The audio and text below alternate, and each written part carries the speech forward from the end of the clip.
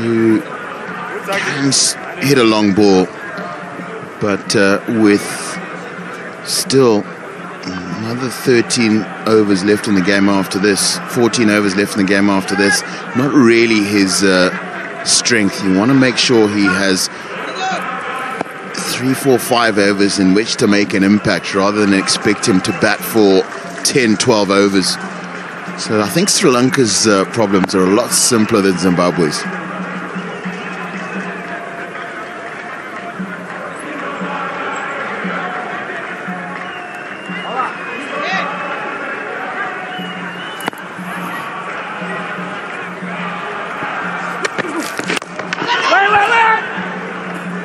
No timing there from Raza. 3 dot balls at the start of this over. And the asking rate now moving up towards 8 and over.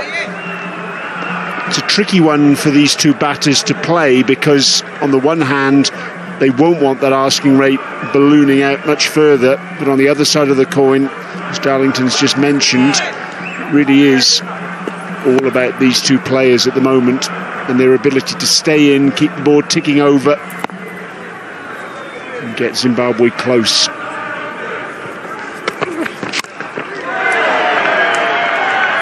Don't think Raza's timed that. It's 1 bounce for 4. There was an element of desperation in that shot really after the 3 dots. Mid-on was up in the circle, he took the chance and it's paid off. But it is in the right slot for this kind of shot, but just didn't get the timing. Hasn't really quite got going yet. 34 from 43, strike rate 80. Not really yet seen any signs of acceleration from Sikandar Raza. Mid-on has now gone back to long on after that last shot.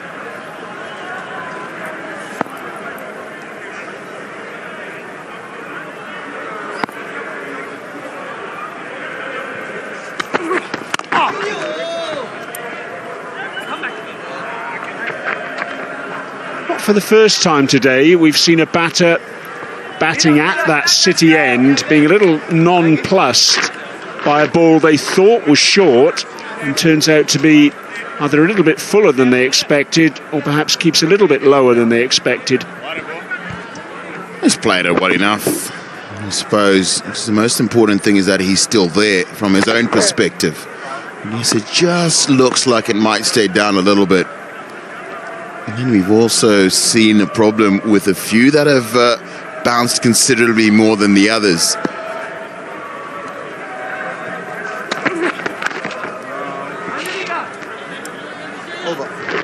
Pacey over that from Chimera, 5 runs from it, 192 for 5.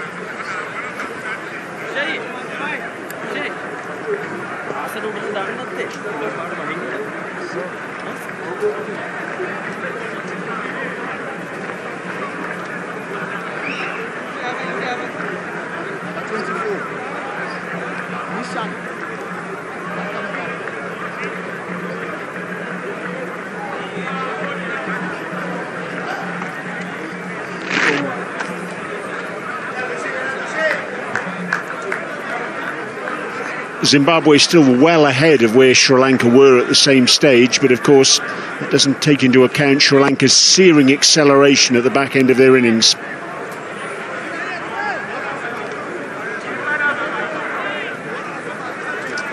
So I do think it's worth noting that both these players are gifted strikers. 2 is the call straight away from Raza. And they'll get 2 comfortably. It really is a massive boundary out there on the onside, and that's the second time I think in successive overs we've seen Zimbabwe being able to run 2 by just bunting the ball outside the 30-yard circle. Yeah, you've almost got to come in 10, 12 yards from the edge, and you've got to get your angles absolutely right, because it still creates a lot of big pockets in that area. 2 is the call again from Raza. No this time, says Manyonga. And that's probably the right decision. Kamindu Mendes really is like lightning. It's the anticipation as well. I think he anticipated a lot better this time. He was on the move earlier and got into the right position a lot quicker. You can see he's quite a way off the boundary there. In fact, he's coming into an orthodox mid-wicket inside the circle. Deep backward square leg is off the fence as well.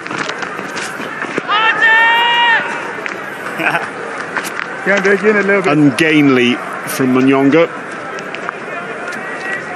This makes sense. Here is fielder is up inside the circle at mid-off on the offside, so that's where he was targeting this shot. And it's just gotten past the inside edge.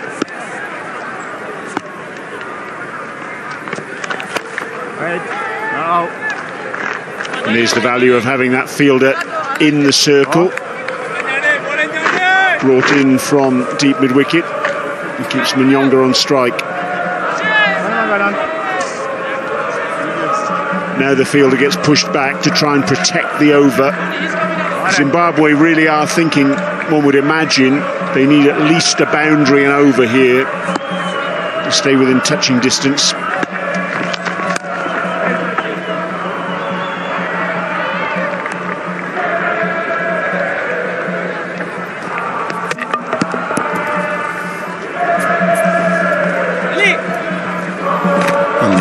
In anticipation, something exciting on the offing at Harare Sports Club.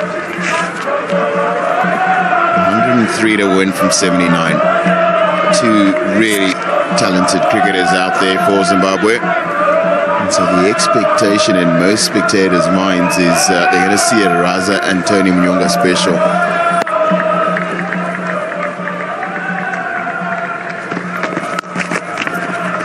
Raza again works it into the onside again. They think about two, but this time no opportunity. 5 off the over, 197 for 5.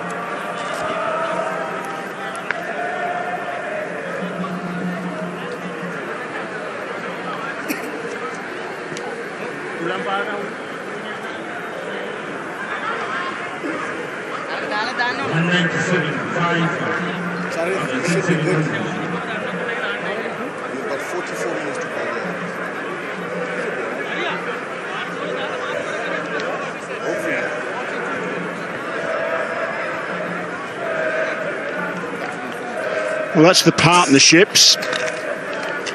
And Manyonga and Raza building a foundation. But the Sri Lankans have just been told a very worrying bit of information by Langton Rizeri, the umpire, at the bowler's end. They've got 44 minutes to bowl these remaining 13 overs.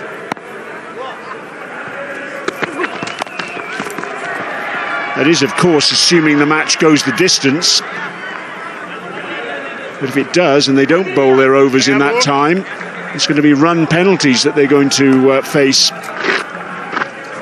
The demeanour of Raza and Manyonga to me suggests that their thinking is to bat deep, take it into the final over and try and win it as late as possible. And just stay there and thereabouts, as close to 7.5 as they can get. Because the thinking is both these players can find an explosive over. They can find 15, 18 in an over and then make up for scoring a little slower through this period. Well, we know all about that. Of course, Tony Manyonga made his one-day international debut here against Bangladesh in August of 2022. Zimbabwe won that match by 5 wickets, chasing 291. Raza unbeaten on 117.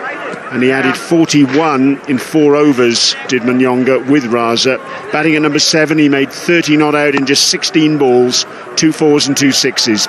So that explosive punch that Darlington's talking about is well within his capability.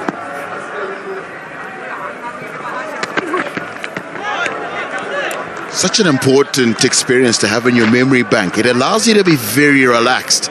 as you're leading in towards those final 5 or 6 overs. And that is the match that Brian was talking about. 291, the target against Bangladesh in 2022. Outstanding run chase. Purple patch of form for Sikandar Raza around that series against Bangladesh. And they've also chased 291 against Nepal and Netherlands. Both those scores were in the World Cup qualifiers hosted here at Harare Sports Club and Queens in Bulawayo. Nowhere near off the middle of the bat. He's lost his bat, Tony Manyonga. And in the end, just gets home. The 200 is up with that rather unorthodox double.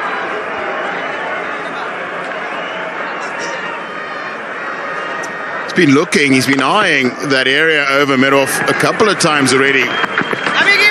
Doesn't get the contact he was looking for, but able to come back and get in safely.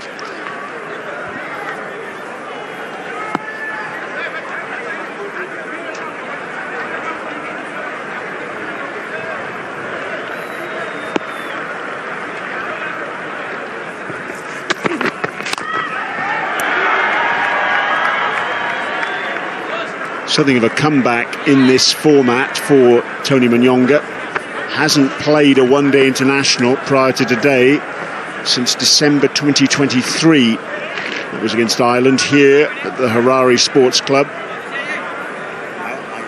He did play some one-day matches for Zimbabwe A against Scotland in March of this year, 3 of them. Look at that last 50 for Sri Lanka there, just 24 balls. Exceptional stuff, and that's the acceleration that they found at the back end of their innings.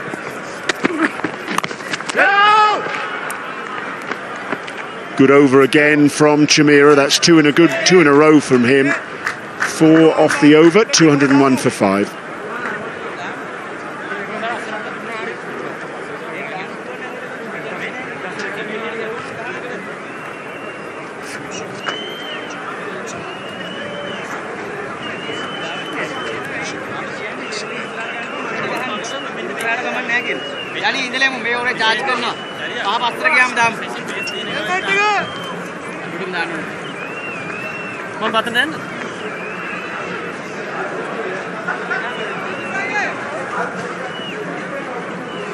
Seven bowlers used so far. Chamira bowled 8, so we know that he's going to save 2 for the back end of this innings. I think we might see another burst from Asitha Fernando and Madhushankar in towards the back end of this innings. Suspect we'll see Thiksar Shana as well. Just 7 that he's bowled. And so he is into the attack.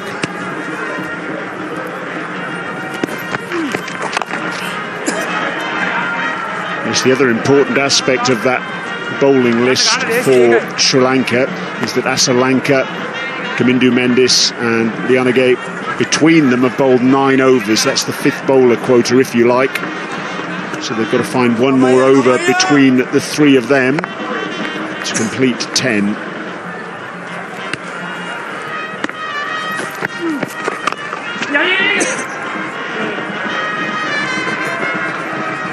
Good running from Raza.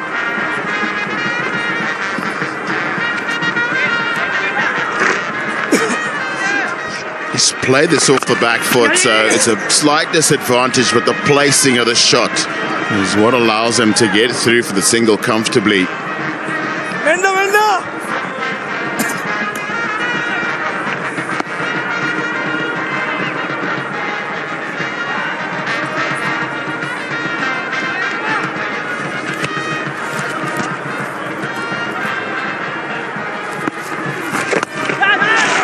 Gone a long way up. It's going to fall in space. And the batter's quite comfortably come back for 2.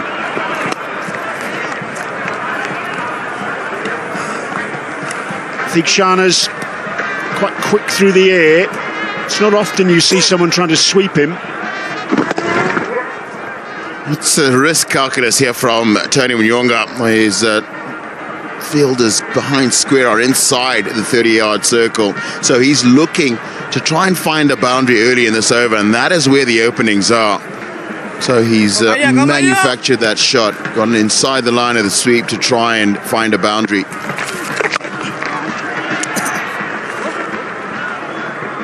Just lost his shape a little bit with that one.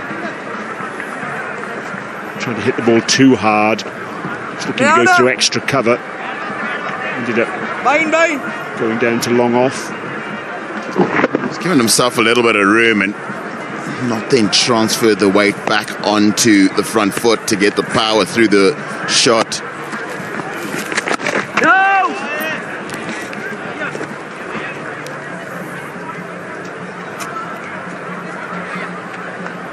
Come here.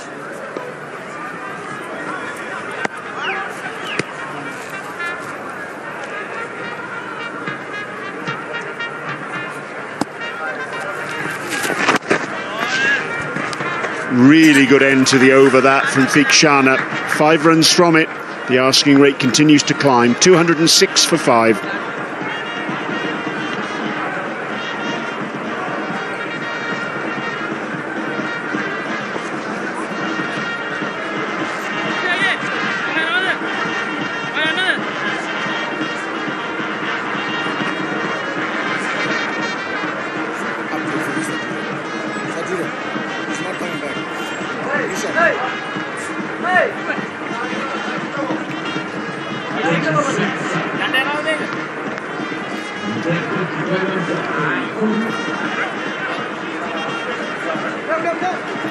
Zimbabwe still 28 runs ahead of where Sri Lanka were at this same stage, but remember, Sri Lanka added 66 in the last 5 overs.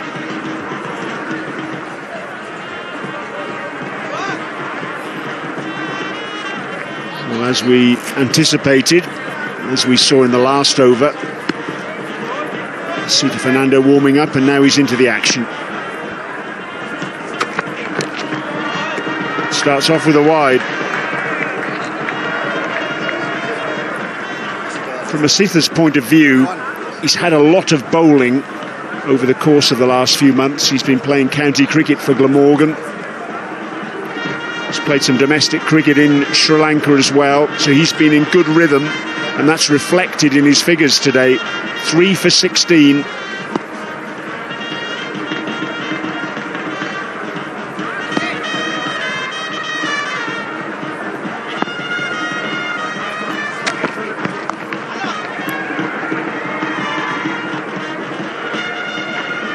He bowled 222 overs for Glamorgan, the English and Welsh county.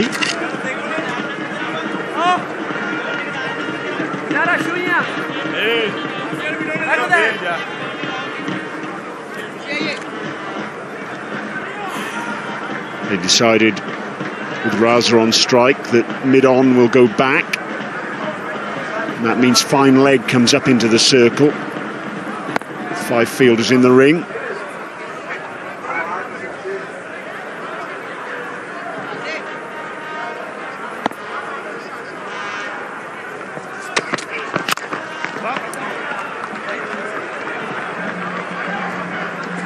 what that also means, because mid-off was up in the circle, Asitha has to get his line right into the line of the stumps. There's just that there.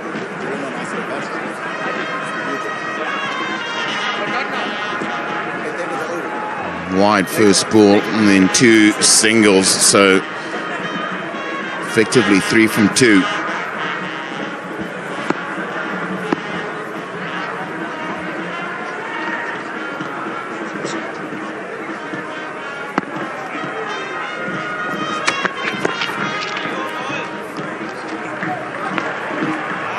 Well, a wide, that'll help Zimbabwe's cause, not including that last delivery, which will have to be bowled again.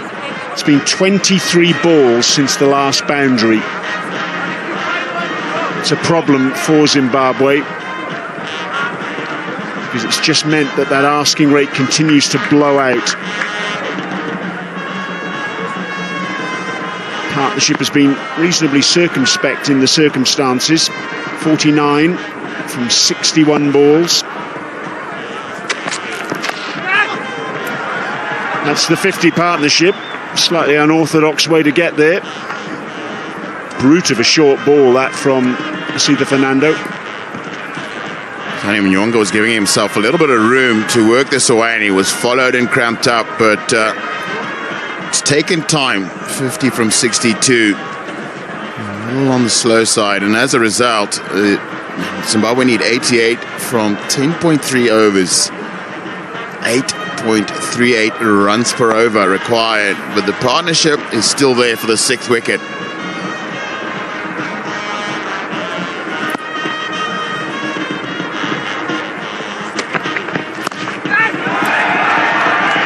He's looking for the boundary, Sikandar Raza, and he's found it.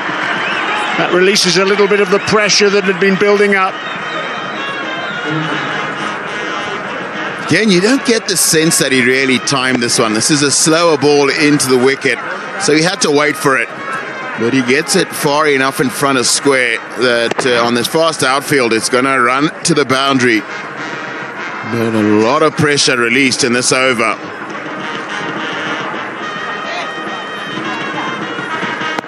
Nine runs from this over so far.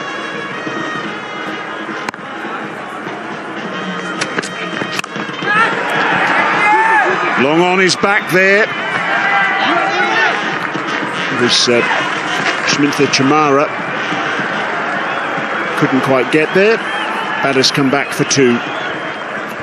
Ken must have had his heart in his mouth here. Didn't time it cleanly. Was looking to get it onto the roof of that players' pavilion, but didn't get that timing he was looking for. He's annoyed with himself.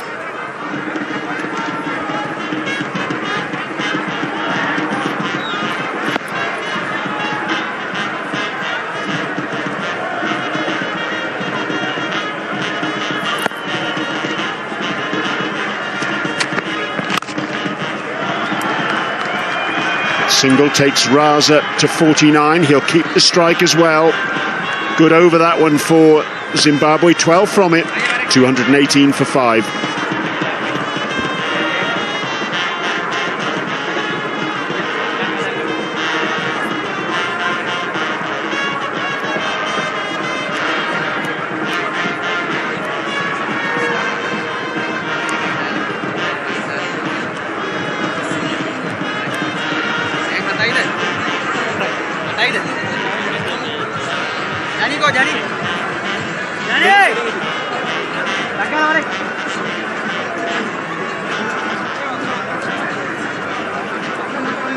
Last power play, lads. Change your ball in as well. Final power play signalled by Richard Kettleborough.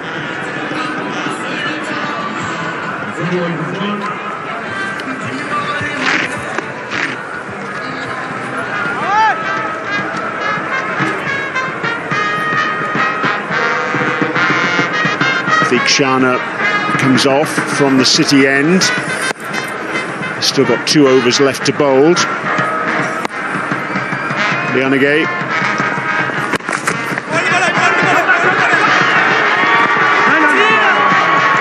Good work from the bowler, getting back there to prevent the second. And this will be the 10th over from the 3 players, Lianage, Asalanka and Lianage, to make up the 5th bowler. 50 for Sikandar Raza. It's his 23rd 50. His 4th against Sri Lanka and his 13th here in Zimbabwe.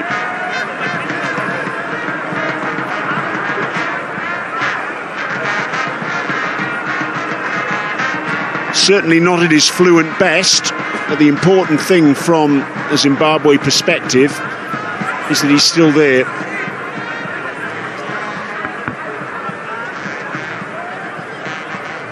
Slight delay as he just repairs some of his protective gear.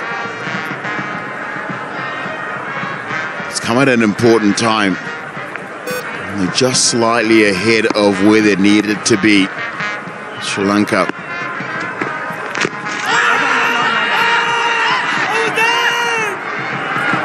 Well, the Sri Lankans absolutely convinced in that appeal. Not out again, says Richard Kettleborough.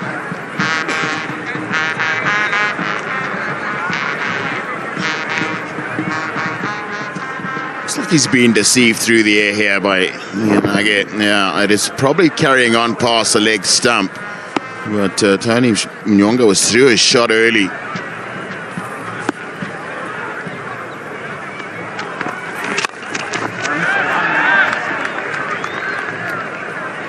They both struggled for timing, these two batters, in this partnership. Really have struggled to get the ball off the middle of the bat, and that perhaps is reflected with Sikandar Raza now. He's called for a new bat.